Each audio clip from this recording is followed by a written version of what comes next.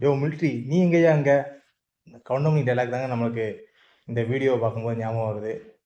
குரலற்றவர்களின் குரலாக, அப்பாவி மக்களோட குரலாக ஒழிக்க போகிறேன்னு சொல்லி நியூஸ் 18லேருந்து தலையை பிடிச்சி வெளியே தள்ளும்போது யூடியூப்பில் உட்காந்து ஒப்பாரி வச்ச நம்ம செந்தில்வேலு இன்னைக்கு திமுக அதிகார வர்க்கத்தின் அடிமை குரலாக இருக்கிறது நம்ம எல்லாருக்குமே தெரியும். ஆனால் பத்திரிக்கையாளர் போர்வையில் இவ்வளவு கீழ்த்தரமாக இறங்குவார்னு யாருமே எதிர்பார்த்துருக்க மாட்டோம்.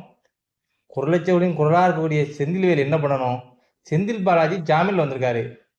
ரூபா கொடுத்து ஏமாந்த அந்த அப்பாவி மக்கள் சைடு தானே நின்று பேசணும். நீ செந்தில்வேலு திமுக அண்டான்னு சொல்லிட்டு அதனால நம்ம பேசுறது தவறு தான். நியாயமான குரலற்றவரின் குரலாக இருந்தால் பணம் கொடுத்து ஏமாந்த அப்பாவின் சைட்லேருந்து ஐயோ இந்த மக்கள் ஏமாந்துட்டாங்களே, இந்த சட்டம் வேலை செய்யலையே,